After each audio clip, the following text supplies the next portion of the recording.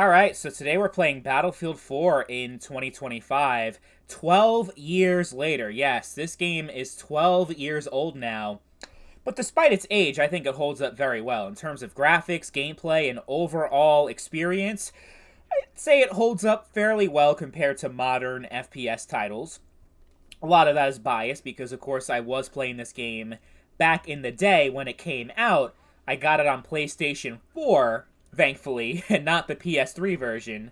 And this was like my go-to game on the PS4 for like a good 2 or 3 years. I just couldn't get enough of Battlefield 4. And it is not just one of my favorite Battlefield games, it's one of my favorite online games that I've ever played in my entire life. Like, it is so fucking good, and I think it still is good in 2025. But, I've talked about other games, the more recent games in the series. I talked about Battlefield 1 and Battlefield 5. And unfortunately, I also played Battlefield 2042. That game is not good. But BF1 and BF5 still remarkably have a ton of players online still. If you look at the Steam charts alone, it's like 25,000 people playing Battlefield 1. It's like 21,000 people playing Battlefield 5. And then you go to Battlefield 4 and it's like 1,500 concurrent players. So that's a lot less compared to BF1 and BF5 that gets like 20 to 30,000. You'll be lucky to get 2,000 players at the same time on Steam on Battlefield 4. Now, of course, there's going to be a few more players that have the game on Origin or the EA app and don't have the Steam version. So there's a little bit more than that number, but typically, yeah, that's the amount of people that you have. And it's still enough to be able to get full matches of Conquest and Team Deathmatch. You'll even get Rush here and there. It'll vary depending on what region you live in, because in Battlefield 5 and Battlefield 1, you have plenty of servers across all regions around the world.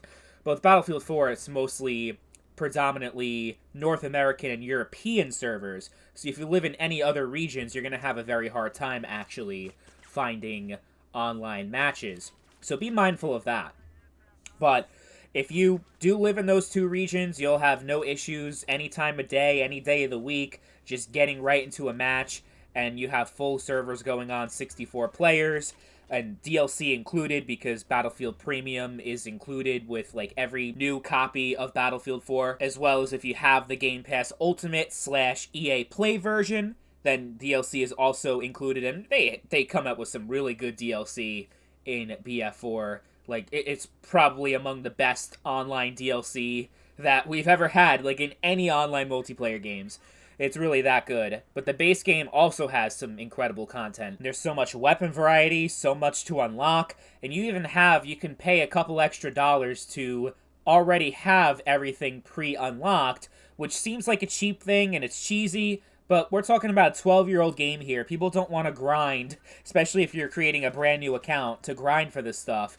Like someone like me, for example, puts so much hours and time into the PS4 version, but I moved on to PC just because of how much better it is, graphically speaking, and just overall, that I didn't really want to grind everything all over again. So having that option, what they call it the shortcut, like that's the name of the DLC, Battlefield 4 shortcut. It's like they have for each different kit. So they have like the assault shortcut, medic, and every class that you have in the game where you just unlock everything at this, like, without having to actually progress, which I think is a cool feature, and as polarizing as it is.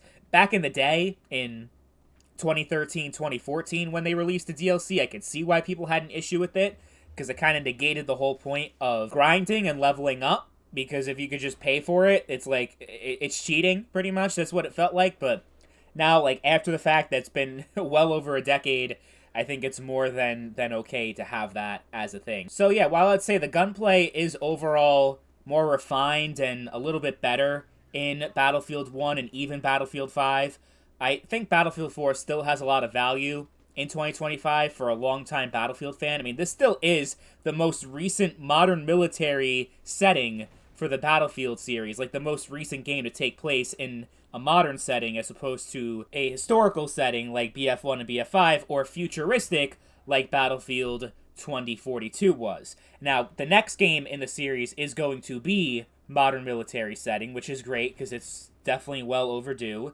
Hopefully, it's able to live up to Battlefield 4 and Battlefield 3, But in the meantime, before this game comes out, whenever it comes out, BF4 is a great game to play in the meantime. Whether you want to fly a jet, drive a tank, or command a battleship and do naval combat, or just be straight infantry. There are so many different options for so many different playstyles and so many things to do in this game. And I think it still looks gorgeous. So even brand new players who never experienced it before will still be like, wow, this game is really good. I wish I played it back in the day.